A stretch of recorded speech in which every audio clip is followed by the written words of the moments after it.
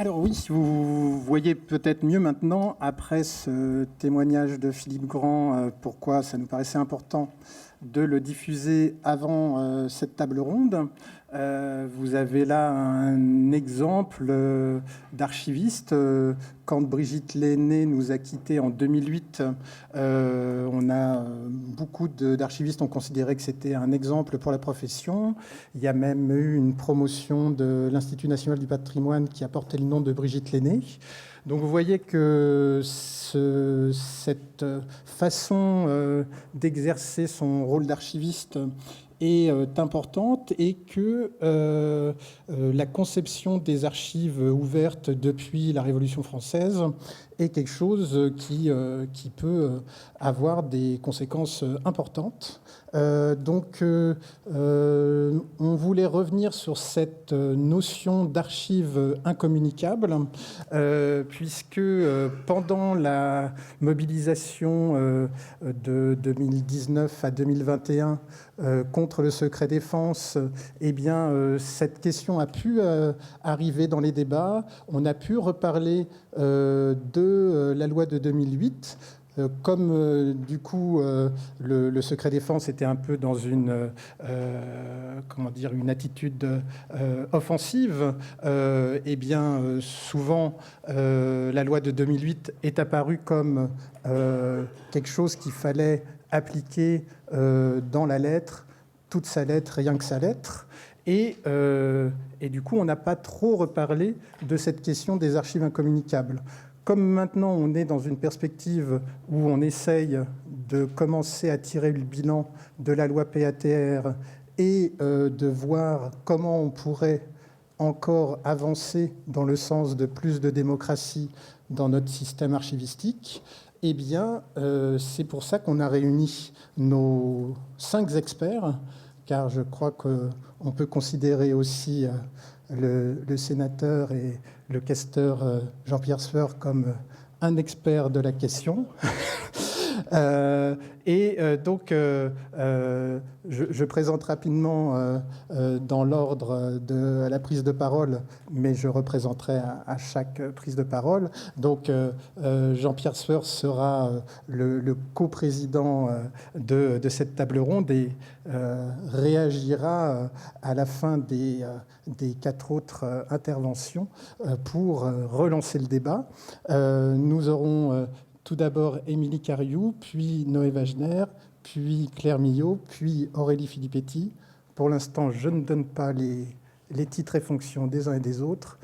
Je vais juste commencer par Émilie Cariou, qui est donc une ex-députée de la Meuse, ancienne vice-présidente de la Commission des finances de l'Assemblée nationale, et qui a, pendant ce débat sur la loi PATR, porté avec force une question très concrète sur ces archives incommunicables. Je lui laisse tout de suite la parole. Merci beaucoup. Alors, très heureuse d'être ici avec vous pour évoquer un des moments forts de la précédente législature. Alors, comme vous l'avez dit, moi, j'ai été vice-présidente de la Commission des finances.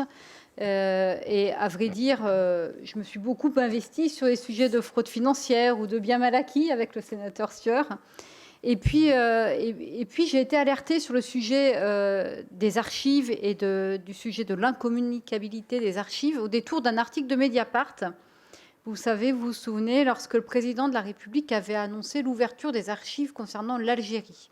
Et dans cet article, il y avait un certain nombre de témoignages qui démontraient qu'en fait, c'était ouvrir des portes déjà ouvertes, puisque le droit donnait déjà accès à un certain nombre de ces archives, et que donc c'était finalement un effet d'annonce. Alors, ça m'avait mis un peu la puce à l'oreille, et j'étais particulièrement sensible sur le sujet de mémoire, parce que j'étais donc députée de la 2e circonscription de la Meuse, où se situe le champ de bataille de la guerre 14, ce qu'on a aujourd'hui préservé dans la zone rouge de Verdun, avec un certain nombre de sujets de mémoire, et notamment un sujet qui, je vous avoue, m'a occupé pendant 5 ans, qui est celui de la pollution de Spincourt, qui est un site de désobusage sur lequel, justement, la mémoire s'est perdue, La mémoire s'est perdue et elle a rejailli, et il est très difficile aujourd'hui aux agriculteurs qui sont là, qui ont remis des terrains en culture, de se faire indemniser. Donc vous voyez que la mémoire, elle se perd très rapidement,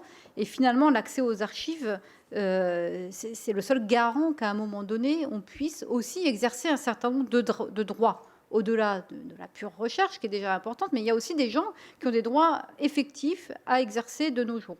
Et puis, par ailleurs, j'ai été membre de l'Office parlementaire d'évaluation des choix scientifiques, et au sein de l'Office de l'OPEXT, qui est un office composé de députés et de sénateurs, j'étais en charge d'un sujet très brûlant, qui est celui des déchets radioactifs et de l'évaluation du plan national de gestion des déchets et des matières radioactives. Alors, plan qui ne nous a jamais été déposé en 5 ans. Cela étant, j'ai quand même fait un rapport avec le sénateur Sido dans lequel nous avons mis une incise notamment sur les déchets militaires qui aujourd'hui ne figurent pas dans l'obligation de les intégrer dans ce plan de gestion des déchets radioactifs. Et bien évidemment, derrière les déchets militaires, il y a les déchets qui peuvent exister outre-mer et aussi en Algérie. Donc là aussi, des sujets brûlants au point de vue accès à l'information et aux archives, avec derrière des sujets d'indemnisation de victimes. Aussi, lorsque le projet de loi relatif à la prévention d'actes de terrorisme et au renseignement a été présenté à l'Assemblée nationale avec cet article 19, évidemment, je me suis penchée dessus avec mon collègue Cédric Villani, qui était lui aussi assez attaché pour les questions de guerre d'Algérie à ce sujet-là. Et puis, cet article 19, vous vous souvenez, il a été présenté au Parlement comme une avancée, une ouverture des archives publiques. Or, la loi le prévoyait déjà depuis 2008. En tous les cas, il y avait des choses qui avaient été actées dans cette loi de 2008, notamment sur les archives classifiées secret défense de plus de 50 ans. Et donc, on ne comprenait pas bien, finalement, ce que venait faire cet article-là. Mais en fait, je pense que vous avez déjà évoqué tous ces sujets du cadre juridique de l'accès aux archives et de la fameuse instruction l'IJ 1300, qui est venue, finalement, acter une situation, en tous les cas, de conflit de droit, et qui a tranché d'une manière qu'on pourrait considérer comme étant illégale, ou en tous les cas, on peut considérer que c'est un acte administratif qui a été au-delà du pouvoir qu'on peut conférer à l'administration. Et cette IJ 1300 avait été durcie en 2020. Alors évidemment, tout ça n'est pas visible aux yeux du Parlement, puisque là, on parle uniquement d'ordonnances, de décrets, d'instructions administratives. Et finalement, cet article 19, il est venu dévoiler en fait des pratiques administratives qui étaient très limites au point de vue juridique. Et donc, finalement, cette IJ 1300 et la pratique durcie de 2020 étaient venues soumettre à une procédure formelle de déclassification la communication de tout document classifié postérieur à 1934. Or là, évidemment, on a essayé un peu de creuser le sujet. Et moi, ce qui m'a été rapporté à l'époque, c'est un chaos dans les services d'archives, en tous les cas dans la manière dont travaillent les chercheurs et les archivistes, enfin les uns et les autres, puisque des milliers de documents qui étaient jusque-là communicables sans difficulté, au-delà du délai de classification, se retrouvaient finalement soumis à une procédure formelle. Et quand on parle de milliers de documents, je pense qu'on peut peut-être parler de millions de documents, puisque chaque page peut être soumise à une procédure de déclassification. Et donc tout ça créait un embouteillage administratif qui finalement créait une obstruction à l'accès à ces archives-là. Alors, évidemment, dans cet article 19, c'était quand même assez compliqué de s'y reconnaître. Dans la même philosophie, cet article, il prévoyait notamment que certains types de documents en lien avec le renseignement et la dissuasion nucléaire ne deviendraient communicables qu'à la perte de leur valeur opérationnelle. Alors, toute la discussion qui s'est cristallisée autour de ce sujet de perte de valeur opérationnelle, est-ce que des procédures encore utilisées aujourd'hui font que finalement ça ne perd jamais sa valeur opérationnelle? Est-ce que tout ça, ça nous permet ou pas d'avoir accès par exemple aux archives de la police sous Vichy ou pas, sous prétexte que finalement les procédures existeraient toujours, alors qu'on se rend bien compte que ça n'a aucun sens aujourd'hui de ne pas avoir accès à ces archives qui ont une valeur historique. Donc le débat a eu lieu autour de ce sujet, et bien évidemment, ce qui paraissait inacceptable, c'est finalement de soumettre au pouvoir discrétionnaire de l'administration l'ouverture ou non d'archives, sachant que chaque service pouvait finalement, avec cette écriture-là, décider de ce qui avait encore une valeur opérationnelle ou pas.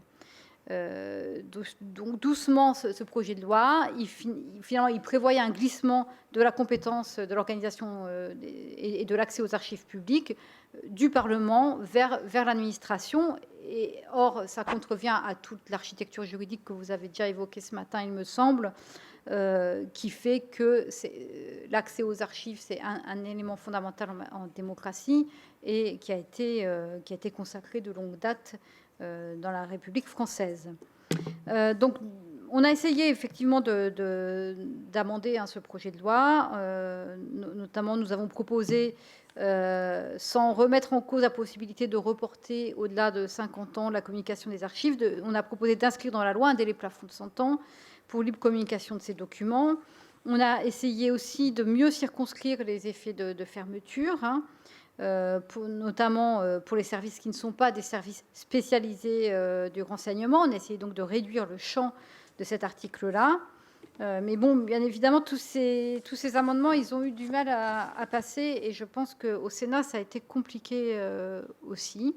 Alors, le seul amendement qu'à l'époque, on avait réussi à faire passer consistait finalement à préciser dans le Code du patrimoine que les documents dont la communication porte atteinte au secret défense nationale, ayant pour ce motif fait l'objet d'une mesure de classification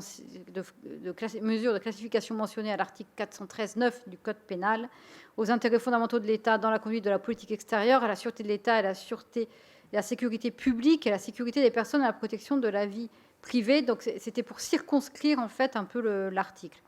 Cela étant, aujourd'hui, malgré les alertes du Parlement, malgré finalement la sanction assez sèche de l'IJ 1300 par le Conseil d'État, on voit qu'on n'a pu que très peu intervenir sur ce texte-là.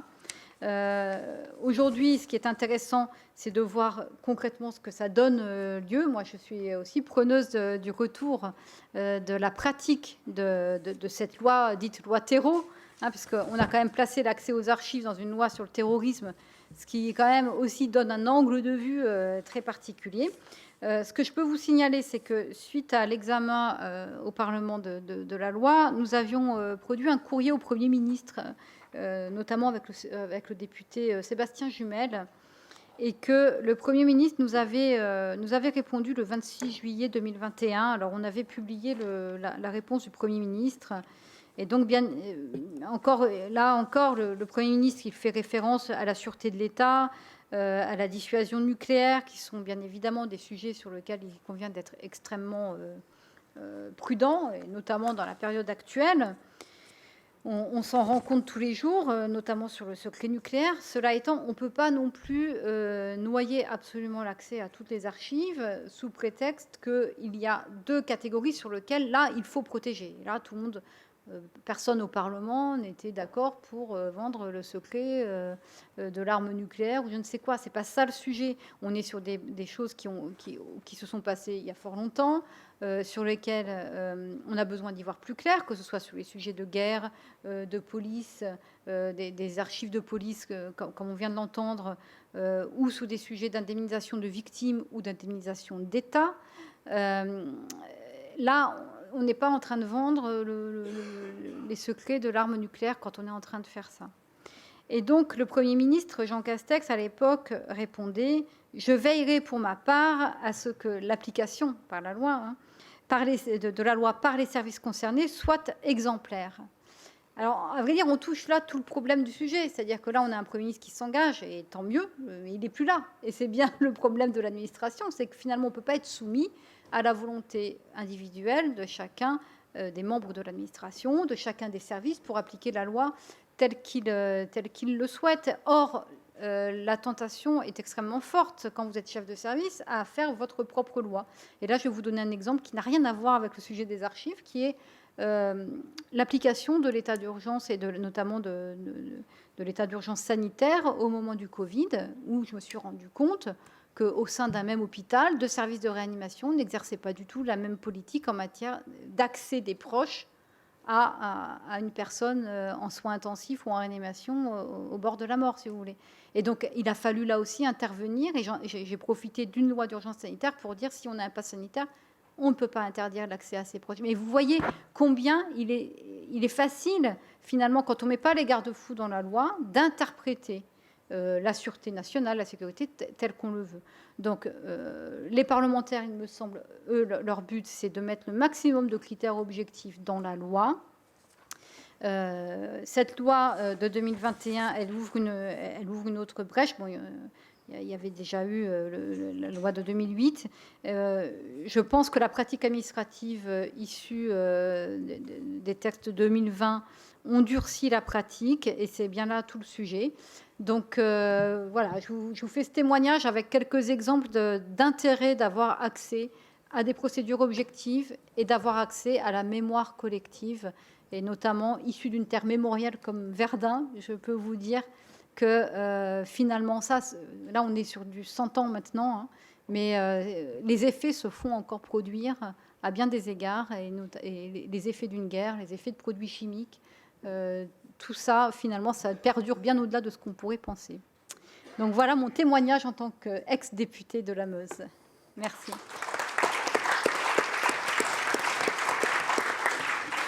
Noé Wagner est professeur de droit public à l'université Paris-Est Créteil.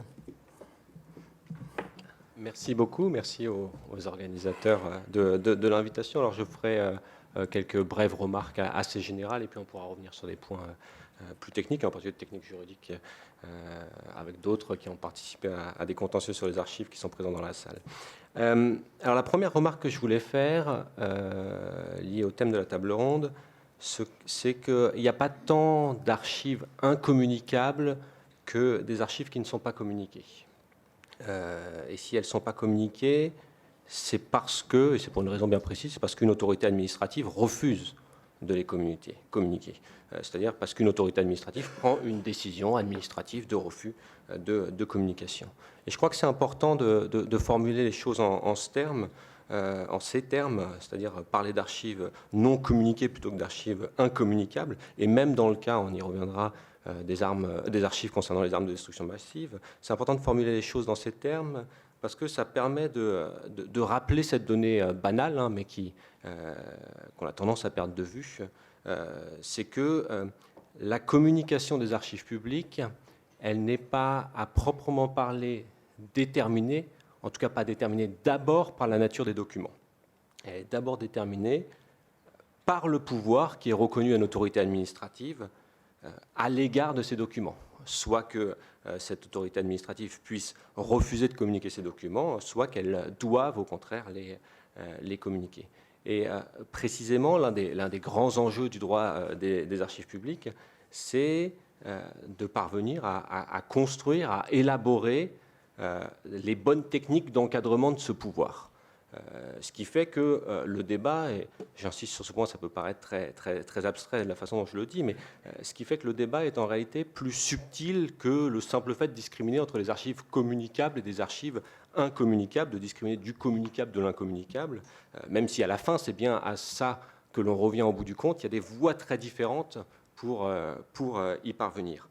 Ce que je veux dire par là, c'est que ce qui compte, ce sont les conditions dans lesquelles le communicable et l'incommunicable sont déterminés et la manière dont l'autorité qui décide de cela en répond ensuite, en particulier par des voies devant des instances contentieuses.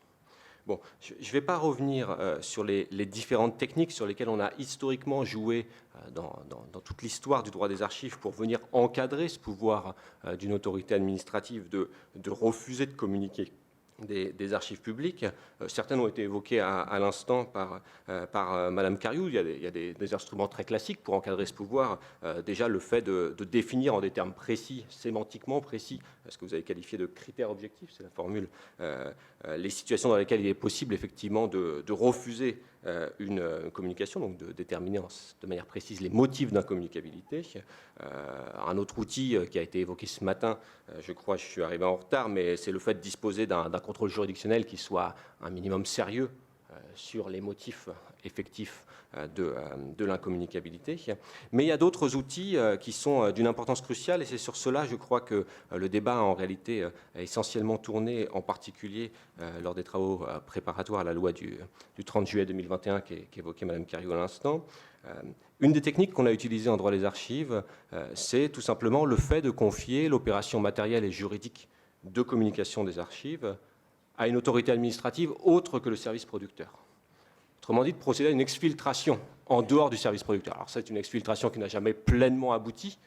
Autrement dit, on a des services qui communiquent des archives qui restent à l'intérieur du service producteur. Je pense évidemment, par exemple, ça nous intéresse directement aux archives du ministère de la Défense, mais on a toujours cherché quand même à créer cette forme d'exfiltration en dehors du service producteur. Ça, c'est une technique qu'on a beaucoup utilisée pour venir encadrer le pouvoir de communication et surtout le pouvoir de refuser de communiquer. Et puis il y avait un autre outil historiquement, et c'est sur ces deux outils-là, les deux derniers là que j'évoque, que les plus forts déplacements sont faits. On avait un autre outil qui structurait le droit des archives publiques, c'était le fait, et c'est encore partiellement le fait, que tout document devenait, du fait de sa qualité d'archive publique, un jour librement communicable. Et dans des conditions qui étaient quand même assez précisément déterminées, c'est-à-dire ce document devenait librement communicable un jour, c'est-à-dire au terme d'un délai qui était déterminé a priori dans la loi directement, c'est-à-dire par le législateur lui-même, et surtout, et c'est ça qui a été finalement mis en exergue en creux par la réforme récente, indépendamment de la sensibilité qui pouvait éventuellement persister de ce document. Et plus précisément, indépendamment de la sensibilité que l'administration productrice serait toujours tentée de faire valoir vis-à-vis de ce document. La tentation de l'administration de toujours dire que ce document persiste. Enfin, ce document est toujours d'une sensibilité persistante. Et c'est contre ça qu'on a construit une partie du droit des archives. Et ces deux derniers points de vue-là, je pense qu'on peut dire que la loi du 15 juillet 2008, pas celle donc, du 30 juillet 2021, mais celle qui est sur d'autres points un modèle, mais a néanmoins, cette loi-là introduit une vraie faille, une faille au sens propre du terme, c'est-à-dire une fragilité dans le dispositif qui, depuis lors, ne fait que s'agrandir. Dans le dispositif qui a été conçu en 1979, j'insiste, je ne remonte pas à la loi 17 Misidor en 2, mais on pourra en discuter, en permettant justement, dans un nombre croissant de cas, en 2008 et après accru en 2021, de refuser de communiquer des documents aussi longtemps que ceux-ci seront jugés par l'administration qui les produit comme restant sensibles. La loi de 2008, elle l'a fait à deux reprises. Elle l'a fait pour, c'est le cas le plus connu, pour les archives concernant, qui permettent de localiser, d'utiliser, de fabriquer des armes de destruction massive, armes nucléaires, radiologiques, biologiques, chimiques, etc. Puis il l'a fait aussi s'agissant des prisons. Elle l'a fait s'agissant des prisons, c'est-à-dire que la grande idée de la loi de 2008, c'est de dire tant que la communication de ces documents est susceptible d'entraîner la diffusion d'informations permettant de concevoir des armes de destruction massive, ou tant que cette communication dévoile les caractéristiques, disons, techniques d'un bâtiment de détention, encore en fonction, alors cette communication est impossible. Donc la sensibilité détermine la communication. Alors, cette faille, vous allez voir, ça peut vous paraître parfaitement logique, pourtant comme faille, mais cette faille, elle a été largement élargie avec la réforme de 2021, puisqu'on a multiplié les cas de ce type. Ça a été évoqué par Mme Cariou. On permet désormais de bloquer la communication de documents sans limite de temps, plus précisément aussi longtemps qu'ils sont sensibles, par exemple dès lors qu'ils ont trait à la conception technique ou aux procédures d'emploi du matériel de guerre, ou encore, c'était les cas les plus polémiques, ou encore dès lors qu'ils dévoilent des procédures opérationnelles de services de renseignement. Alors qu'en soit des documents qui sont sensibles, et tant qu'ils restent sensibles, soient contrôlés dans leur communication, c'est tout à fait compréhensible. Et c'est précisément l'argument qui était constamment rétorqué. On ne va de toute façon pas communiquer les archives qui mettent en danger les procédures opérationnelles des services de renseignement ou qui permettent de fabriquer une arme de destruction massive. Mais c'est précisément là que, je crois, ma première des remarques doit revenir en tête. C'est pas parce que c'est compréhensible que pour autant c'est de cette manière-là qu'il fallait le faire. C'est-à-dire que c'est la manière dont on peut forger, puis ensuite la manière dont on contrôle les décisions de refus, qui est problématique dans cette affaire, puisque avec cette faille de 2008 telle qu'elle a été étendue en 2021 et qui aujourd'hui concerne donc des millions de documents, un nombre absolument considérable de documents et une part a priori considérable de documents des services de renseignement en particulier, eh bien, on n'a plus cette fixation des délais faits par le législateur en amont, mais une appréciation qui se fait au cas par cas, au moment où une demande de communication est faite, afin de vérifier si ces documents permettent effectivement de construire les armes de destruction massive ou d'identifier les procédures opérationnelles des services de renseignement. Autrement dit, on a recréé de toutes pièces un régime d'autorisation, une forme de police administrative spéciale, indéfinie et qui se réalimente en permanence. Mais en plus, cette procédure administrative spéciale, ce régime d'autorisation, ce qu'on appelait au XVIIIe siècle la censure administrative au sens propre, c'est-à-dire un régime d'autorisation, vous ne pouvez pas faire cela tant que vous n'avez pas obtenu l'autorisation de l'administration. Ce régime de censure administrative au sens technique, juridique du terme, il est apprécié par l'administration productrice elle-même et non pas, dans bien des cas, par l'administration des archives. Autrement dit, on met en échec l'exfiltration sur laquelle on a construit dans les archives, puisque précisément les procédures opérationnelles des services de renseignement, leur opérationnalité, elle ne peut pas être appréciée par un service d'archives. Elle ne peut être appréciée qu'après que ce service d'archives ait consulté le service de renseignement pour savoir si celui-ci, si ces documents en question révélaient ou non des procédures opérationnelles. De sorte que on se retrouve en fait, j'essaie d'aller très vite, donc je vais m'arrêter là, on se retrouve en fait, on pourra en rediscuter, en présence d'une contamination du régime juridique du droit des archives publiques aujourd'hui en France par les logiques qui étaient celles spécifiques à la protection du secret de la défense nationale.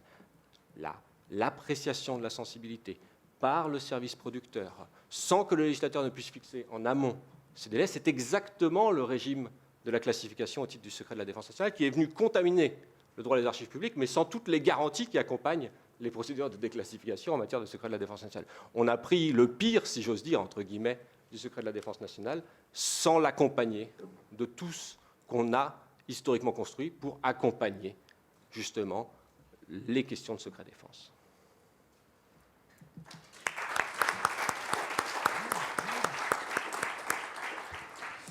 Merci beaucoup Noé, et je passe tout de suite la parole à Claire Millot, maîtresse de conférence à Sciences Po Aix, secrétaire générale adjointe d'H2C, historienne et historien du contemporain, et c'est le nouveau nom de l'AHECSR, pour ceux qui se souviennent encore du sigle. Oui, effectivement, un sigle qui était un petit peu difficile à suivre, donc on a changé notre sigle. Effectivement, je représente H2C, qui était partie prenante avec notamment l'AF et l'association Josette et Maurice Audin, du collectif qui s'est engagé contre les restrictions d'accès aux archives classifiées secret défense, de cette IJ 1300 dont on a beaucoup parlé aujourd'hui, puis de cette loi PATRE, ou terreau, comme l'a appelé Madame Cariou, votée à l'été dernier. Alors, à l'époque, nous avions, entre guillemets, il me semble, choisi notre combat, c'est-à-dire mis provisoirement de côté la question des archives incommunicables créées par la loi de 2008, ces archives portant sur les armes de destruction massive et sur lesquelles je vais revenir. Notre ligne de conduite a été, après un certain nombre de débats, de dire à nos interlocuteurs, au fond, la loi de 2008 est plutôt un bon compromis, et concernant les archives classifiées secret défense, il faut s'y tenir. Mais en fait, on avait tous conscience du fait qu'il faudrait revenir sur cette question des archives incommunicables. D'autant que, et Noé Wagner l'a rappelé, en fait, la loi PATRE crée de fait des nouvelles archives incommunicables ou des nouvelles archives de fait incommunicables, c'est-à-dire ces documents donc issus des services de renseignement qui auraient cette valeur opérationnelle, par exemple, qui ne serait pas encore obsolète. Et donc avec un système de délai glissant, sans plafond, etc., sans limite de temps. Or, une grosse partie de ces archives de renseignement, notamment du premier cercle, donc DRM, DGSE, DGSI, rejoignent, en fait, par des voies différentes, il est vrai, cette liste de ces archives incommunicables. Or, et c'est le point de vue pour le coup de l'historienne, eh bien en fait avec les archives, vous le savez bien, les archives de renseignement, on ne fait pas que de l'histoire du renseignement. Le problème, c'est qu'en fait là, ça ouvre la voie au fait que tout un pan en fait de notre histoire ne peut plus être écrit. L'histoire des partis politiques ont été écrites avec les archives du renseignement. L'histoire des populations considérées comme déviantes à un moment donné a été écrite avec l'histoire des archives, avec les archives du renseignement. Bref, ça a des conséquences en fait concrètes en termes de recherche historique, vous l'imaginez, et puis du point de vue de ce qui me préoccupe en tant que membre du bureau d'H2C, ça veut dire aussi concrètement qu'en tant qu'enseignant du supérieur, on ne va pas lancer d'étudiantes ou d'étudiants sur des sujets portant de près ou de loin sur ces questions-là. Donc en fait, c'est toute une recherche, voilà, des sujets de master qu'on distribue à l'appel chaque année, puis qui pourraient devenir à terme des sujets de thèse, etc., etc. Donc en fait, c'est toute une recherche qui ne sera pas faite, en tout cas pas dans les prochaines années, et cela a de quoi inquiéter. Donc ça concernerait éventuellement, enfin cette question spécifique des archives produites par les services de renseignement au sens très large, dont l'accès a été très fortement restreint par la loi Patre. Mais si on revient effectivement sur la question des archives incommunicables, on pense effectivement à l'accès aux archives nucléaires, chimiques, biologiques et bactériologiques, qui sont donc cet accès qui est interdit désormais par la loi de 2008 et son article L123.2. Voilà. Donc en gros, on ne peut pas avoir accès à tout ce qui permet de concevoir, fabriquer, utiliser ou localiser de telles armes. Voilà. Donc le reste, tout cela est incommunicable. Or, le problème étant qu'au-delà même de l'idée qu'on peut discuter qu'il y aurait des archives incommunicables de tout temps, c'est-à-dire sans délai, à tout jamais, d'une certaine manière, eh bien, dans les faits, c'est surtout les historiens et les historiennes, et évidemment les citoyens aussi, se heurtent à un élargissement considérable, à une interprétation très extensive du domaine de ces archives.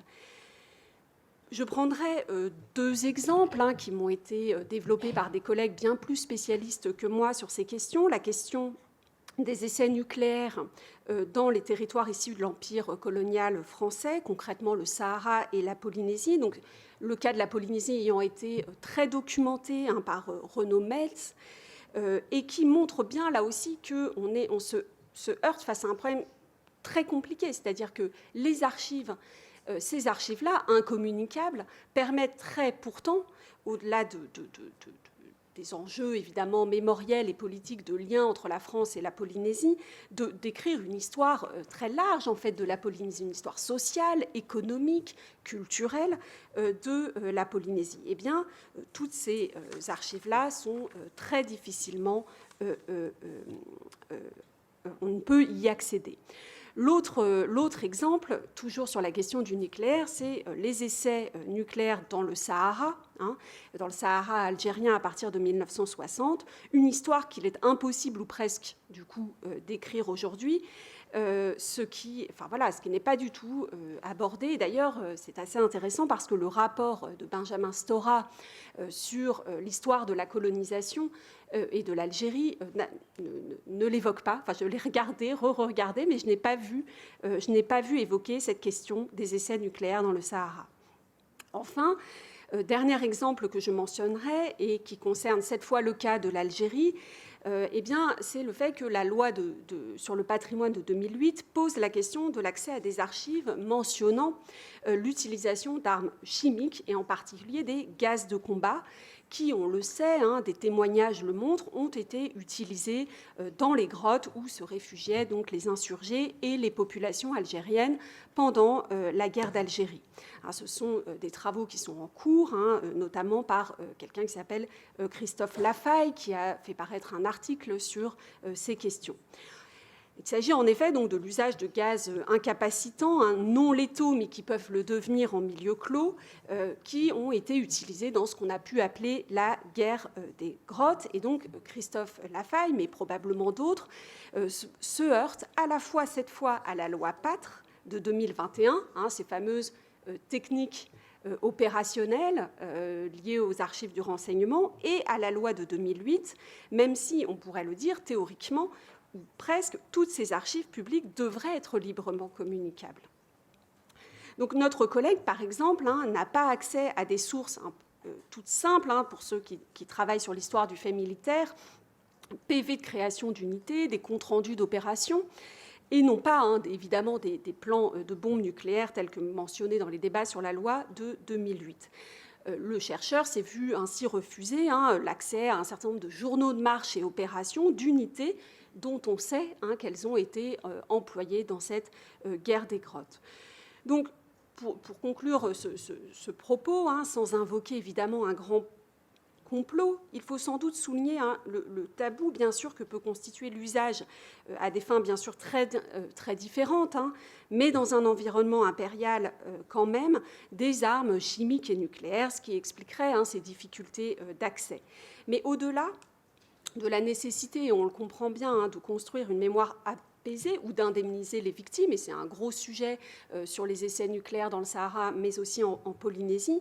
Soulignons encore que ces archives, donc incommunicables de fait ou pas, eh bien, donc, la loi de 2008, selon la loi de 2008 ou la loi Pâtre, ne permettent pas uniquement, encore une fois, d'écrire une histoire des services de renseignement, une histoire des armes, une histoire même des armées, ni une histoire du militaire. Elles permettent là encore de documenter tout un pan de l'histoire diplomatique, politique, sociale, économique, culturelle de la France dans son environnement colonial et impérial, disons, au XXe siècle. Je vous remercie de votre attention.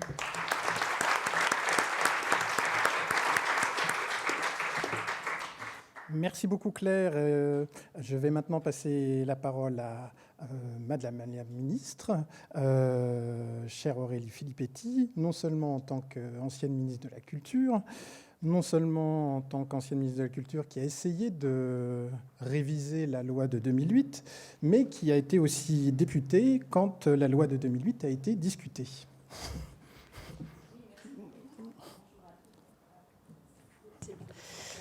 Bonjour à toutes et à tous. Je suis ravie de me retrouver ici avec vous à cette tribune et pour discuter d'un sujet qui me tient particulièrement à cœur et depuis maintenant un certain temps, au moins en tout cas depuis 2008 et un petit peu avant.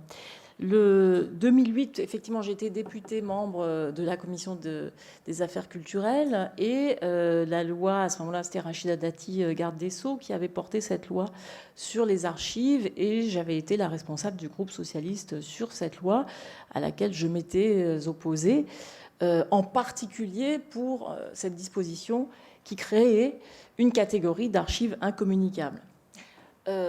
En 2012, quand j'ai été chargée du programme de François Hollande dans la campagne présidentielle, ça ne nous rajeunit pas, j'avais mis cette question vraiment à l'ordre du jour et dès que j'ai pris mes responsabilités rue de Valois, l'un de mes objectifs, c'était de supprimer cette catégorie d'incommunicabilité de certaines archives. J'ai donc, dans le travail préparatoire à la loi qui allait devenir, 4 ans plus tard, la loi LCAP, la loi de 2016, je vois Sylvie avec qui on a travaillé sur cette loi à l'époque. Donc j'avais un chapitre sur les archives. Et dans le chapitre sur les archives, je souhaitais que soit explicitement supprimée cette disposition d'incommunicabilité. Et à ce moment-là, je dois dire que je me suis heurtée à un mur, une opposition extrêmement forte du ministère de la Défense. Donc je suis montée au créneau auprès de mon collègue qui était alors Jean-Yves Le Drian. Quand je lui en ai parlé pour la première fois, il n'avait pas particulièrement, je dirais, de réfléchi ou pensé ou d'objection à cette question, étant historien lui-même d'ailleurs par ailleurs au départ. Et une semaine plus tard, il est revenu me voir en me disant « Ah non, mais là, ça ne va pas être possible ». Alors, j'ai beaucoup insisté, on est remonté à Matignon, on est remonté à l'Élysée, et en fait, il y a eu vraiment un blocage total de l'état-major sur cette question, qui donc, voilà, sur laquelle moi, je me suis vraiment acharnée, mais en vain, et donc, tout ce chapitre a été supprimé du projet de loi tel qu'il a ensuite été discuté et voté finalement au Parlement en 2016. Donc j'ai vraiment vécu directement, je dirais, cette montée au créneau des militaires contre ce qui m'apparaissait être une aberration démocratique, c'est-à-dire cette notion d'incommunicabilité. Pourquoi aberration démocratique? Parce qu'au fond, créer, comme ça a été fait en 2008, une catégorie d'archives incommunicables, ça revient à dire qu'il y a des archives qui disparaissent. Et la loi va reconnaître que l'on peut faire disparaître des archives. Si des archives ne sont pas communicables, ça veut dire tout simplement qu'elles n'existent plus. C'est contraire à tous les principes de notre droit, le principe constitutionnel, la Déclaration des droits de l'homme et du citoyen, dans son article 15. Tout citoyen peut demander des comptes à tout agent public de son administration, tout agent public, y compris l'armée, y compris le ministère de la Défense, y compris le ministère de l'Intérieur. Et je le disais tout à l'heure, finalement, j'avais eu moins de problèmes avec le ministère de l'Intérieur à ce moment-là, dans les discussions préparatoires. On arrivait davantage à travailler qu'avec le ministère de la Défense. Donc, pourquoi c'est dans la Déclaration des droits de l'homme ? Et puis ensuite, évidemment, dans la loi du 7 mai Sidor en 2, dans la loi de 79, parce que c'est fondamental. Et qu'aucune catégorie, je dirais, aucune catégorie de protection d'un quelconque secret ne doit être supérieure aux principes démocratiques fondamentaux qui sont l'accessibilité des archives pour tout citoyen. Et pourquoi ? Parce que les archives, ça crée des droits. Ça crée des droits. Ça permet effectivement d'écrire l'histoire. Ça permet de rétablir des faits, des vérités historiques qui ont été occultés, mais c'est aussi créateur de droits. Et on le voit bien aujourd'hui avec toutes ces questions. On a parlé des essais nucléaires dans le Pacifique, en Algérie, mais demain, toutes les questions liées à la question de santé environnementale, dans tout ce qui concerne les maladies professionnelles, par exemple, mais aussi les maladies liées à l'environnement en général. La difficulté de faire établir la causalité entre un élément déclencheur alpha et une conséquence sur la santé des populations, cette difficulté-là, elle est au cœur de tous les combats, de tous ceux qui se battent sur la reconnaissance des maladies professionnelles, sur la reconnaissance des atteintes à l'environnement et à la santé humaine, etc. Considérer qu'on peut, comme ça, sous des raisons sur lesquelles on reviendra, mais dire non, il y a une catégorie de documents physiques ou numériques, peu importe, mais qui ne doivent jamais être communiquer, ça revient à dire non, on vous interdira de finalement rechercher ces liens de causalité. On vous interdira de rétablir des vérités historiques. Et c'est pas un hasard si c'est Maurice Papon qui a été à l'origine de ces procédures scandaleuses contre Philippe Grand et Brigitte Lenné. J'étais très émue par le témoignage de Philippe Grand et je partage totalement son avis, ce qu'il a dit. C'est que c'est pire qu'une grossièreté. C'est une aberration de dire qu'il y a des archives qui sont incommunicables. Par ailleurs, après, si on peut rentrer dans les détails, mais je ne veux pas être trop longue, c'est que les délais tels qu'ils sont prévus aujourd'hui par la loi, peut-être qu'ils peuvent être modifiés par la loi aussi, ces délais sont largement suffisants dans tous les cas que l'on peut envisager, que ce soit de terrorisme, de lutte bactériologique, de nucléaire, etc., pour protéger les intérêts fondamentaux de la nation. Mettre des délais à 75-100 ans, je veux dire, on voit bien aujourd'hui que l'obsolescence, je dirais, devient presque un principe de fonctionnement de toute technologie. Et donc, avoir des délais de 75 ou 100 ans est largement suffisant pour protéger tout un chacun. Donc, rien ne vient justifier, si ce n'est justement, pour certains, de dire « nous conservons notre précaré sur l'ensemble de la machine de l'État. Nous conservons, au fond, une forme, j'aimais bien cette formule tout à l'heure, au fond, une forme d'extraterritorialité juridique qui fait qu'il y a certains domaines dans lesquels même les principes démocratiques les plus fondamentaux ne peuvent pas s'immiscer. Eh bien ça, c'est contraire tout simplement à toute société démocratique et au fonctionnement de toute société démocratique. Donc c'est la raison pour laquelle, au fond, je voulais juste apporter ce petit témoignage, mais je crois que c'est cette question de l'incommunicabilité, puisque vous allez vous battre sur la révision des différentes, notamment de la loi de 21, etc. Mais je crois que c'est vraiment une question, je dirais, philosophique, au fond, de philosophie politique fondamentale sur ce que l'on considère comme étant prépondérant dans une société démocratique. Est-ce que ce sont les principes de liberté, d'égalité, d'accessibilité de tous les citoyens à leur source, ou est-ce que ce sont la protection de certains intérêts défendus par certaines administrations ou certains ministères? Et donc, au fond, est-ce que c'est l'intérêt général qui doit l'emporter ou des intérêts plus corporatistes? Voilà. Merci.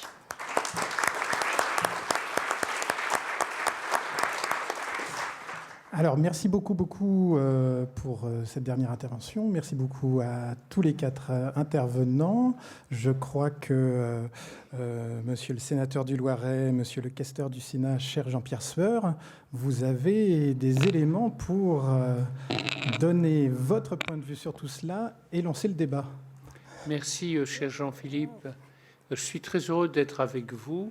Et je remercie mes grands amis Pierre Ouzoulias et Sylvie Robert d'avoir parrainé cette journée d'études. Je voulais vous dire que j'ai été très séduit par ce que vous avez dit tous les 4, chacun à votre manière, et je ne veux pas trop ajouter. Je voulais vous dire simplement, et je pense à ce que tu as dit, Émilie, c'est comme s'il y avait, au nom du régalien, des espèces de trous noirs qui seraient implicitement toujours justifiés. Vous voyez, sur les biens mal acquis, il a fallu beaucoup se battre pour que la loi qui a été votée le soit, parce qu'on nous a dit, ah oui, mais c'est important de respecter la souveraineté de tous les États et de faire que la diplomatie fonctionne bien, même si c'est avec des bandits et des forbans. Sur un sujet qui est terriblement d'actualité et qui concerne la Cour de cassation, vous savez, la double incrimination. Vous savez qu'aujourd'hui, la justice française ne peut interpeller quelqu'un qui est coupable de crimes contre l'humanité, ou plutôt de crimes de guerre, que si, enfin les deux, crimes contre l'humanité, crimes de guerre, que si la législation de son pays d'origine est identique à celle de la France pour le délit incriminé. C'est-à-dire que s'il faut attendre que la législation de la République française soit la même que celle de la Syrie ou de l'Irak pour interpeller certaines personnes, ce qu'a dit la Cour de cassation, parce qu'elle a dit le droit actuel, mais il faut changer le droit. Et de même, on ne peut interpeller quelqu'un que s'il a sa résidence habituelle en France. Vous pensez bien que les auteurs de crimes contre l'humanité ne cultivent pas leur bégonia à Bécon-les-Bruyères, mais si on dit que dès lors qu'ils ont posé le pied en France, on peut les interpeller, alors nous dit-on du côté du Quai d'Orsay, ça empêche toute diplomatie.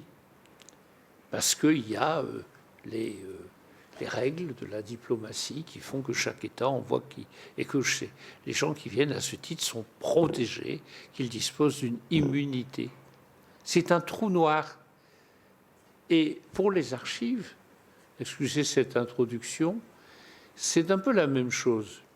Je dois dire que je garde un souvenir aigu de différents débats.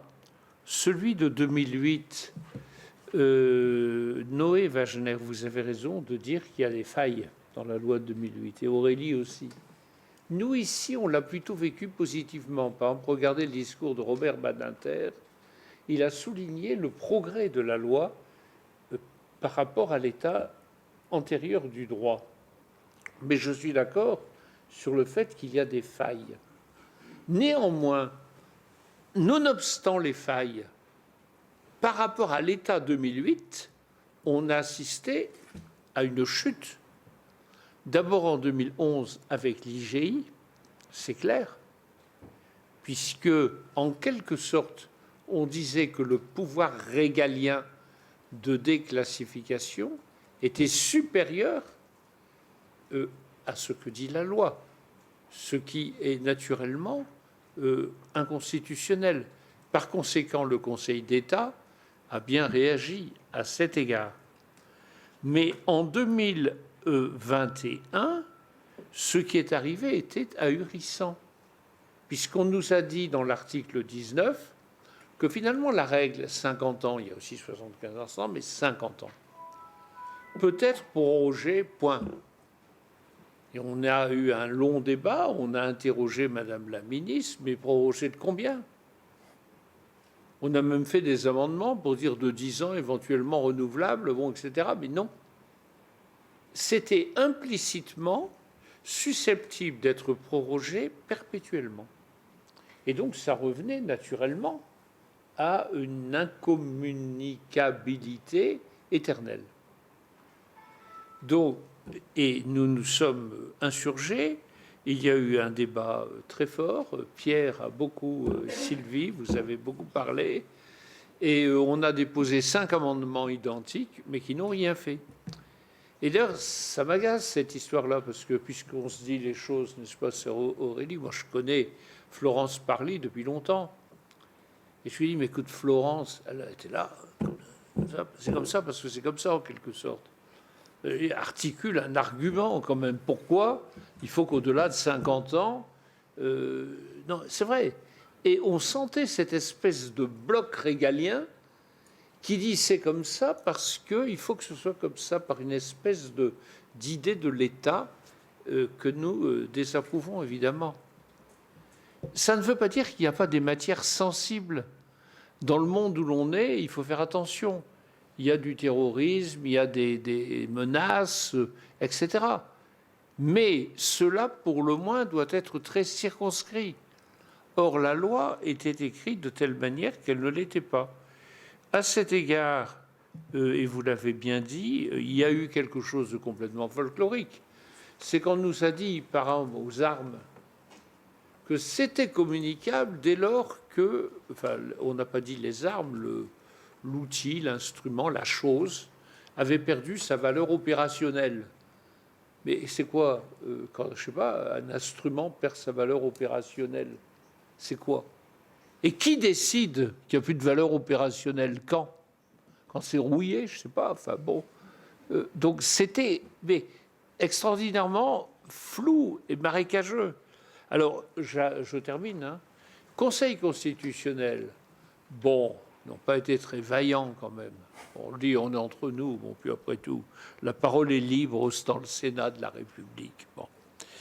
Alors, ils ont quand même dit que ce qui était connu restait connu. Encore heureux. Parce que s'ils avaient dit que ce qui était connu devait être inconnu, bon. Entre parenthèses, il y a une histoire qui n'est pas réglée. C'est qu'il a été dit en séance que le second cercle des services de renseignement ne serait pas concerné, sauf 2 entités. Naturellement, la très chère préfecture de police de Paris, enfin si elle est très chère, enfin bon, elle existe, et puis le SCERT. Bon. Toutefois, c'est lettre morte. Hein. J'ai posé une question écrite pour savoir quand est-ce que ça s'applique, quand le décret, je vous dirai la réponse quand elle existera. Alors, on doit remercier encore, je ne fais pas de la publicité corporatiste, rassurez-vous, Pierre Ouzoulias, puisque tu as réussi à faire voter un amendement qui dit que dans le cas où ça ne peut être communiqué, il faut en informer les usagers. Mais là, une vraie question à laquelle tu pourras peut-être répondre et qui vous est livrée, c'est, puisque c'est dans la loi, comment ça s'applique? C'est-à-dire à quel moment, et qui sont les usagers, Quand suis-je usager? Quand je demande un document, je suppose. Et je suppose qu'une autorité X doit me dire qu'en vertu de la loi, on ne peut pas la communiquer. Et entre parenthèses, quand on arrive à des nomenclatures comme quoi ça concerne les installations nucléaires, les barrages hydrauliques, les bâtiments de grande hauteur, les locaux de mission diplomatique, les lieux de rétention des personnes, les procédures d'emploi des armes, etc., les moyens de la dissuasion, c'est un bric-à-brac qui peut, de fil en aiguille, aller très loin. Donc, je crois que moi, je ne suis pas pour dire qu'il n'y a pas de limite. Il peut y avoir des limites pour de vraies raisons. Émilie me soufflait, ce sera la conclusion de la conclusion, je te rassure, mais Émilie me soufflait, c'est vrai, il faudrait, comme pour les questions de renseignement, où on a quand même mis en place, ou les interceptions de sécurité, des instances de contrôle. Est-ce qu'il est inenvisageable, tu le disais toi, qu'il puisse y avoir des instances, pas forcément très peuplées, mais d'historiens, de parlementaires, qui puissent être garants des cas particuliers où il y a des situations particulières. Mais en tout cas, ce que vous faites est un vrai combat, car c'est le combat contre l'arbitraire. Et même s'il y a des limites, même s'il doit y avoir des limites, il faut qu'elles soient codifiées par la loi, qu'elles soient garanties par des instances de contrôle, et moyennant quoi, comme il est dit dans un texte qui a eu dans un livre qui a eu beaucoup de succès depuis le début de l'histoire de l'humanité, je cite, « La vérité vous rendra libre ». Merci.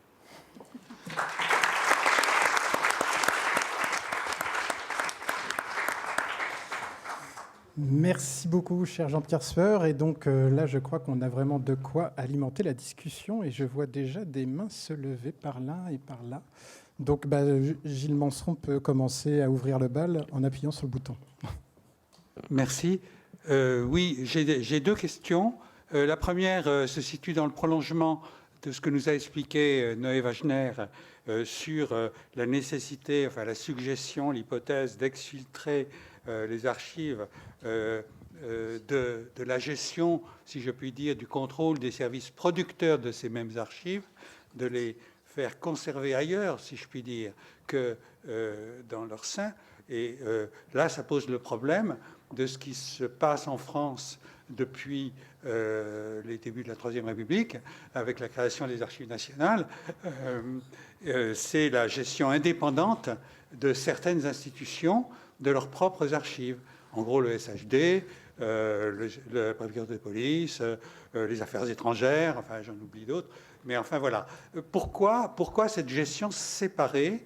Est-ce qu'il ne faudrait pas, un petit peu comme a été posé ici le problème des archives incommunicables qu'on avait choisi dans le collectif Accès aux archives publiques de laisser de côté, comme l'a expliqué Claire Miot, on n'a pas posé non plus, et ça n'a pas encore été posé, la question de la gestion séparée par certaines administrations, institutions, de leurs propres archives. Est-ce que ce n'est pas une question qu'il faut aussi mettre sur la table?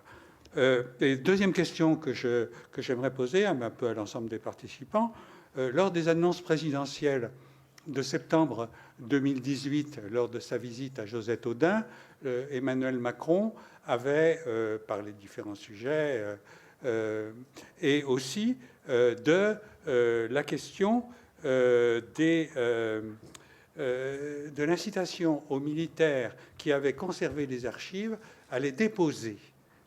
Et il avait parlé de leur incitation aussi à parler, alors que depuis 60 ans ou plus, il y a une sorte de consigne du silence qui a été appliquée de fait par tous les militaires, officiers en tout cas, qui ont participé à la guerre d'Algérie, quels étaient leurs choix finaux à la fin du conflit. Tout le monde s'est entendu pour ne pas en parler.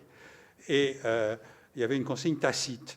Et on a eu l'impression que Emmanuel Macron, par certaines déclarations, voulait lever cette consigne de silence, la remplacer par une consigne de parole et inciter les militaires qui ont privatisé un certain nombre d'archives, il y en a beaucoup, qui ont gardé par devers eux un certain nombre de documents, inciter à les déposer, hein, pour qu'ils soient mis à terme, pas forcément immédiatement, etc., mais à disposition des citoyens. Alors voilà, et là-dessus, il y a eu revirement, il y a eu fermeture. J'en ai échangé 2 mots avec Sylvain Faure tout à l'heure, après son intervention. Il y a eu, comme sur d'autres sujets, comme la fermeture de l'application de l'IGI 1300, classification, il y a eu revirement des institutions, de l'administration, sur cette question de l'incitation à parler et l'incitation à déposer des archives. Qu'est-ce que vous en pensez? Merci pour ces 2 premières questions. Est-ce que on vous passe la parole et après... Oui, je ne pensais pas répondre d'abord à l'intervention, mais je vais le faire parce qu'en tant qu'ancien directeur des archives diplomatiques, je peux simplement dire une chose très innocente. Les archives diplomatiques et militaires préexistent, puisqu'elles viennent de ça, de Louis XIV, préexistaient. Donc c'est pour des raisons un peu... Disons, la pesanteur historique a fait que ces 2 ministères, je ne parle pas de préfecture de police et autres, hein, que ces 2 ministères ont conservé cette indépendance qui, finalement, après une discussion au Conseil d'État il y a 2 siècles, ou même plus, a été conservée et souvent imitée dans le monde. Il n'y a pas de règle absolue, mais beaucoup font cette distinction. Je n'ai pas de religion là-dessus, j'ai aucun corporatisme, je suis à la retraite, je n'ai plus rien à voir avec tout ça, mais honnêtement, je ne pense pas qu'il y ait quelque chose de mystérieux à cette gestion-là, parce que c'est vrai qu'il y a des... je pense, ayant pratiqué ces maisons, qu'il y a une relation un peu particulière et des règles et des sensibilités qui s'appliquent à ces métiers particuliers. Enfin, je ne dirais pas que la disparition du corps diplomatique, si en plus on lui enlève ses archives, ça fera une grève générale illimitée, mais c'est vrai que ce n'est pas absolument un sujet qui me paraît majeur. J'aurais simplement peut-être réagir aux 3 dernières interventions de Noé, de Claire Miot et d'Aurélie Filippetti sur la loi de 2008, puisque j'étais à l'époque directeur des archives diplomatiques, donc toute petite responsabilité dans cette loi minuscule, et dire que Bon, d'abord, on a vraiment ressenti cette loi à l'époque dans le métier comme un progrès. Mais vraiment, et sincèrement, on était enthousiaste, on ne se rendait pas compte, on avait inversé la charge de la preuve fondamentalement, c'est-à-dire qu'en fait, l'archive était publique a priori. Et voilà, au lieu de dire l'archive est communicable après tant de temps, elle est publique a priori, sauf si. Bon. Donc ce renversement de charge de la preuve était quelque chose qui, je crois, à la fois dans le métier des archivistes dont je ne fais pas partie, et dans le métier et chez les chercheurs, les historiens, c'était perçu comme très positif. Alors il y a eu Noé a bien expliqué, cette faille qui a été introduite à cette occasion-là, et qui a été dramatiquement élargie par la suite, surtout par la loi de 2021, qui ne concerne pas les archives, mais le terrorisme. Alors, je veux dire simplement un petit mot dessus, parce que je ne suis pas tellement convaincu par les arguments sur « on garde notre précaré, c'est le régalien qui, etc. » Dans les discussions de l'époque, on essaie de dire que le Parlement avait ratifié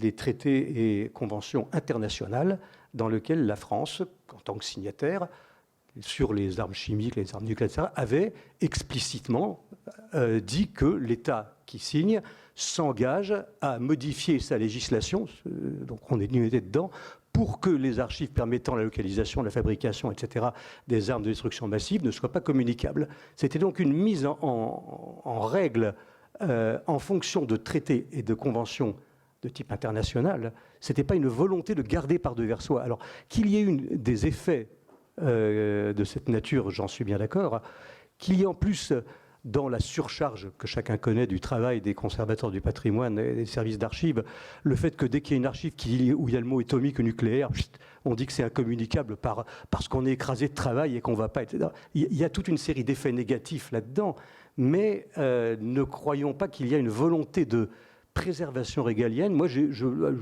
très honnêtement, à l'époque, on était en train de dire comment est-ce qu'on peut mettre notre loi en application avec les traités internationaux que nous avons signés, que le Parlement a ratifiés et qui ont été publiés au JO. Alors voilà, ça c'était l'essentiel de mon intervention. Un ultime mot sur la boutade de Jean-Pierre Sueur, sur la remarque du Conseil constitutionnel qui reconnaissait que ce qui avait déjà été communiqué ne pouvait plus ne pas être communiqué. C'est pas seulement une boutade. Des documents, notamment des télégrammes diplomatiques secrets qui avaient été publiés depuis 30 ans ou 40 ans dans les documents diplomatiques français à l'imprimerie nationale ne pouvaient plus être communiqués. C'était ça la situation avant. On avait brusquement, alors n'importe quelle personne pouvait aller dans les bibliothèques et prendre ce livre qui était à peu près partout, pas assez lu, je vous recommande la lecture des documents diplomatiques français, mais honnêtement, il y a eu quelque chose là qui était...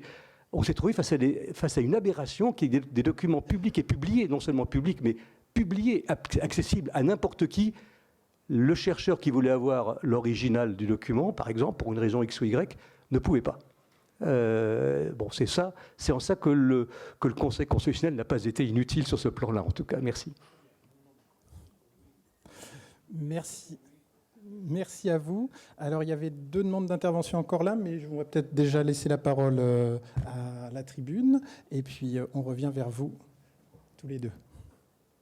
Je ne sais pas si vous vouliez réagir à certaines des questions de Gilles Manceron. En réaction au débat qui vient d'y avoir entre Gilles Manceron et Jean Mandelson, sur donc, cette séparation des services producteurs et des services d'archives, je n'ai pas une religion toute faite non plus, je ne sais plus quelle expression que tu as employée, Jean. Ceci étant dit, il y a beaucoup de scénarios différents possibles. On peut créer aussi, tout en laissant une existence archives diplomatiques et SHD, des formes d'indépendance. On peut faire de l'exfiltration partielle, on peut avoir des instances qui elles-mêmes contrôlent. Enfin, il y a plein de choses qu'on peut construire au-delà du simple débat. Il faut supprimer SHD et archives diplomatiques pour créer des vraies archives nationales, enfin pleinement. Ce qui pose aussi d'ailleurs la question, là je vais mettre les pieds dans le plat, mais des archives parlementaires qui posent un certain nombre de difficultés de ce point de vue. Mais ça, c'est un autre problème. De toute façon, sur ces questions-là, il faut bien voir qu'en réalité, le droit des archives publiques est en fait largement à l'état préhistorique encore, au sens où on a très peu d'obligations en matière de versement qui soient juridiquement opposables. On se focalise beaucoup sur la question de l'accès, mais la question du versement, il n'y a pas grand-chose. On a une très faible politique pénale en matière d'archives, en particulier quand on voit ce qui se passe actuellement aux États-Unis, s'agissant des archives emportées par le président Trump, c'est des choses qui n'existent pas, ou à peine, aujourd'hui en France. Et donc, il y aurait en fait à tout point de vue des dispositifs à mettre en place qui permettraient effectivement de changer le rapport d'appropriation de facto que constituent certaines administrations vis-à-vis de leurs archives. Sur le deuxième point, le témoignage important que tu as fait, Jean, concernant la loi de 2008, qui a été conçue comme étant une mise en règle au point de vue du droit international, ça c'est quelque chose qui effectivement est important à entendre, mais mettre en règle au point de vue du droit international du nucléaire, ça passe pas forcément par une incommunicabilité qui est déclarée a priori et de façon générale.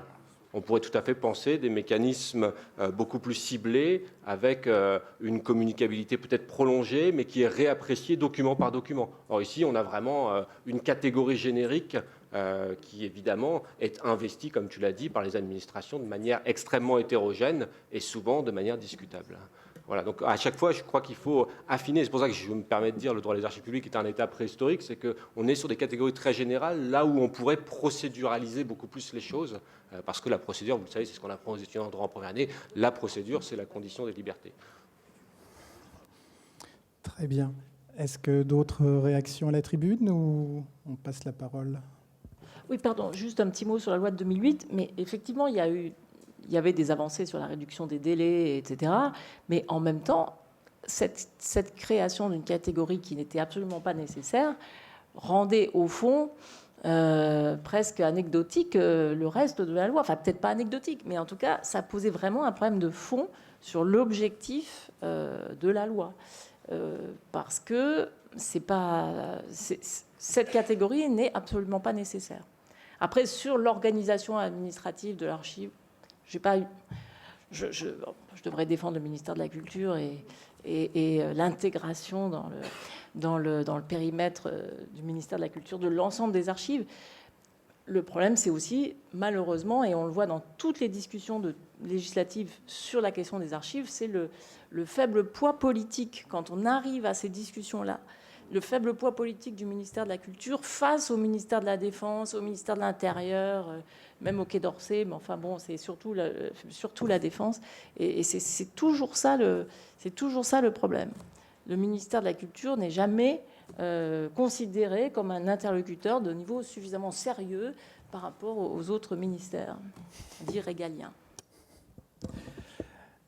Alors, je passe la parole à Armelle Mabon en rappelant, par rapport à ce que venait de dire Aurélie Filippetti, qu'à un moment, on parlait de rattacher les archives au niveau du Premier ministre, à un moment, pour arriver à contourner ce problème. Lorsqu'il y a obstruction manifeste à la manifestation de la vérité, notamment quand on est confronté, comme moi, à des mensonges d'État, moi, je voulais savoir, c'est qui, en fait, a réellement le pouvoir pour rendre des archives invisibles, qui n'existent pas, ou qui n'existent plus, ou qui sont même peut-être détruites.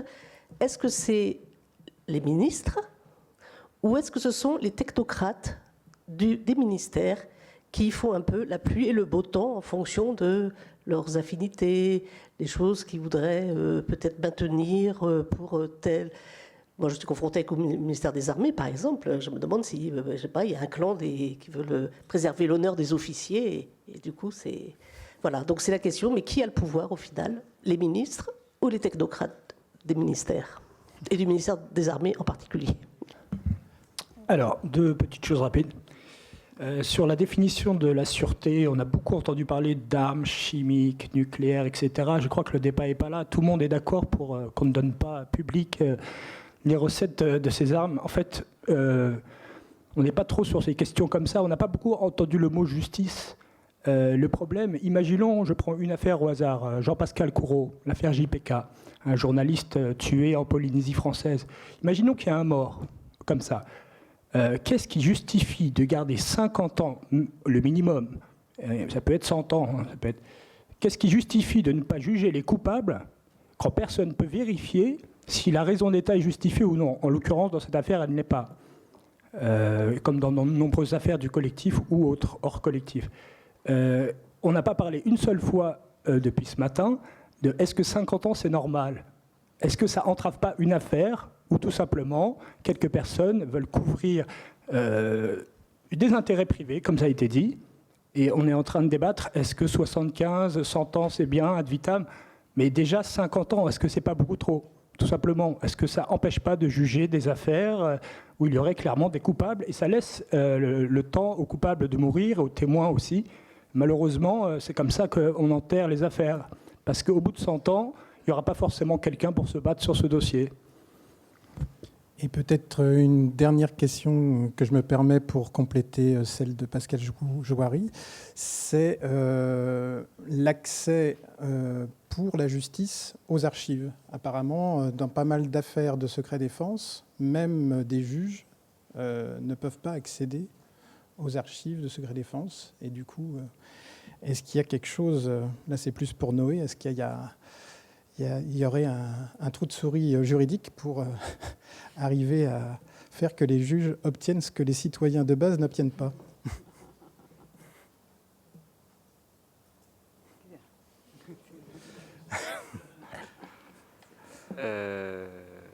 Sur les bureaucrates et les élus, simplement, d'ailleurs, ça peut faire aussi écho au témoignage d'Aurélie Filippetti tout à l'heure, s'agissant du poids du ministère des Armées. Moi, ce qui m'a marqué en ayant accès ou en prenant des témoignages d'un certain nombre de documents, enfin d'un certain nombre d'acteurs et en ayant accès à un certain nombre de documents préparatoires à la 2008, c'est qu'à l'époque, c'était pas tellement le ministère de la Défense qui était le problème, c'était le secrétariat général de la Défense nationale, qui n'est pas composé que de militaires. Non, mais c'est pas inintéressant parce que dans la préparation de la loi de 2008, le ministère de la Défense, ça a changé aussi depuis, mais je ne suis pas suffisamment bon connaisseur des dynamiques internes au ministère de la Défense, mais lorsqu'on regarde sur la période 2000-2008, le ministère de la Défense est beaucoup plus souple que ne l'est le secrétaire général à la Défense nationale, là où il y a beaucoup plus de civils, et ça pose plein de questions de sociologie de ces administrations-là, qui sont plus complexes que simplement les militaires contre le reste du monde. Voilà. Ça, c'est une chose.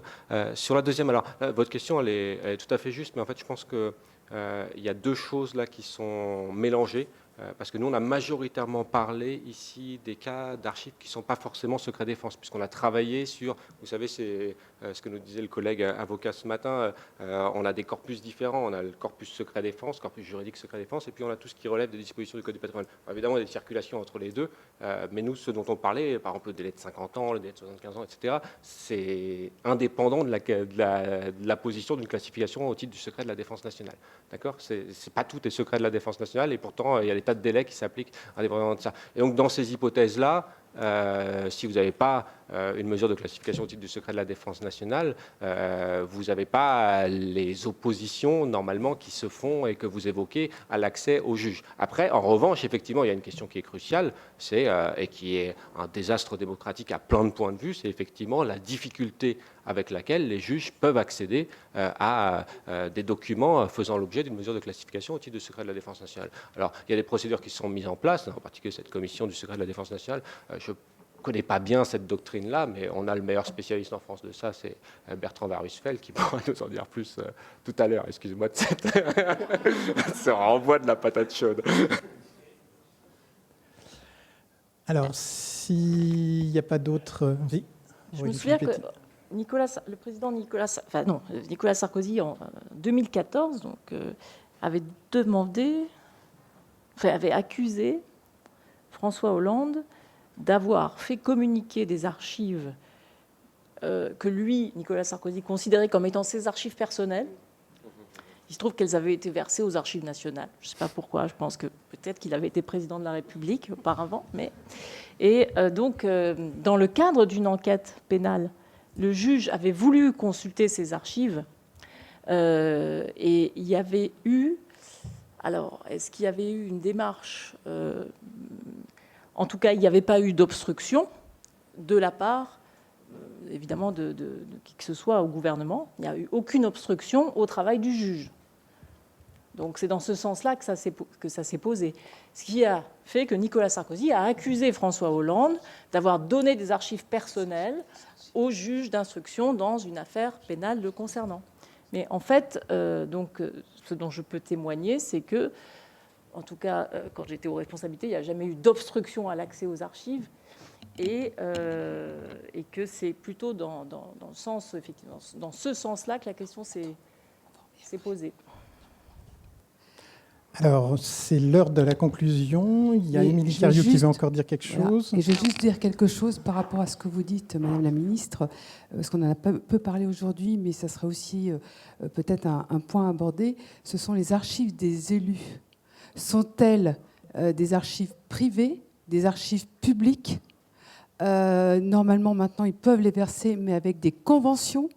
Donc, elles sont soumises à des conventions et des conventions d'accès et tout. Et c'est peut-être aussi un autre sujet pour une autre journée peut-être. Mais c'est vrai que c'est quelque chose aussi qui est important. Voilà. Je voulais juste rebondir par rapport à ça. Oui, je voulais juste signaler, puisqu'on parlait de la justice, je fais partie du collectif Secret Défense, je suis la présidente de l'association des amis de Ghislaine Dupont et Claude Verlon. Nous avons fait des demandes de déclassification pour le dossier judiciaire. La commission consultative du secret de la défense nationale a mis 1 an à donner son avis, a accepté la déclassification de documents. Mais le problème, c'est qu'elle a un avis déjà purement consultatif et que les documents qui ont été déclassifiés ont été totalement caviardés. Il y avait par exemple un dossier de 13 pages de la direction du renseignement militaire. Sur 13 pages, 12 pages étaient blanches. Donc déclassifier, c'est une chose, mais est-ce que cette déclassification peut nous permettre d'avoir les informations et d'approcher de la vérité ? Voilà. Alors, la conclusion d'Émilie Cariou et après la Non, mais- conclusion de Jean-Pierre Sueur. Mais ça va dans le fil de ce que vous venez de dire ou de la question de savoir est-ce que c'est les élus, est-ce que c'est les technocrates qui bloquent. À vrai dire, aujourd'hui, personne ne peut dire qu'il n'applique pas la loi. Enfin, vous voyez bien qu'on ne peut absolument pas répondre à une telle question. Personne ne peut reconnaître non, je n'ai pas appliqué la loi, j'ai bloqué l'accès aux archives. Donc, ce qui est sûr, c'est que quand on met un cadre législatif flou, on va inciter à des applications très discrétionnaires des principes d'accessibilité aux archives. C'est pour ça que la loi, elle doit clarifier au maximum, elle doit encadrer. Tout comme à un moment donné, on a dit maintenant il y a des avocats pendant les gardes à vue dans les commissariats. Peut-être qu'il y a un peu moins de problèmes aussi pendant les gardes à vue. Vous voyez, il faut mettre des garde-fous. Mais ça, c'est l'état de droit. Et les garde-fous dans l'état de droit, c'est ce qui fait que finalement, on va continuer à progresser dans l'accession au droit. Il ne faut pas croire que notre démocratie française, elle est exemplaire en tout lieu. Il y a beaucoup de zones de non-droit, il y a beaucoup de sujets sur lesquels on doit progresser. Je donne un autre exemple et j'en finirai là. Aujourd'hui, dans l'aide sociale à l'enfance, vous pouvez placer un enfant sans que l'enfant soit lui-même assisté d'un avocat. Donc il n'y a aucun tiers, aucun regard extérieur au moment de la décision de placement d'enfant. Vous voyez, ça c'est une zone de droit sur laquelle moi je me suis battue. Il faudrait qu'on accède à ce droit-là. Et donc, pourquoi ? Parce qu'à chaque fois que vous mettez un regard d'un tiers dans quelque chose, ça va finalement garantir l'application démocratique des lois. Parce que moi, j'ai tendance à penser que si tout le monde se dit que ces archives sont communicables à tout moment et que finalement, tôt ou tard, on aura à rendre compte de ces actions, je pense qu'on est plus incité à respecter la Déclaration des droits de l'homme, la Constitution française et toute la hiérarchie de normes juridiques. Donc, c'est important de clarifier ça. Monsieur le questeur, à vous la conclusion. Merci à tous. Et c'est vrai que moi, je me suis beaucoup battu avec Gaëtan Gors pour obtenir, pour comprendre ce qui s'était passé quand Ibni Oumar Mahamat Saleh, qui est le principal opposant au Tchad, a été liquidé dans des conditions où les autorités françaises étaient présentes ou impliquées ou étaient là. On a reçu des papiers déclassifiés, mais qui étaient totalement inexploitables, quoi. Il n'y avait rien. Et c'est un vrai sujet, vous avez raison. Et moi, je crois que il faut remercier tous nos intervenants parce que c'était très éclairant comme témoignage, aussi comme apport théorique. Ce que montre cette table ronde, mais le colloque aussi, c'est qu'il y a encore bien du travail à faire. On ne peut pas se satisfaire du statu quo. On ne peut pas accepter un statu quo législatif. Donc ça concerne les professionnels que vous êtes, les universitaires, les historiens, les parlementaires. C'est vrai que pour ce qui est des archives parlementaires, les obligations qui sont celles d'un sénateur qui doit rendre sont complètement floues. Et c'est vrai que ça a été dit à la fin du débat, mais je crois à juste titre, d'ailleurs Noé Wagner l'a bien dit, le droit pénal en matière d'archives, il est quand même très insuffisant. Il faudrait que l'on puisse, en effet, sanctionner le non-dépôt d'archives lorsqu'on a exercé un certain nombre de fonctions à définir, et aussi le retrait d'archives. Il y a, en plus de la non-communication. Donc il y a quand même un gros chantier devant nous, et merci à tous les intervenants à la table ronde.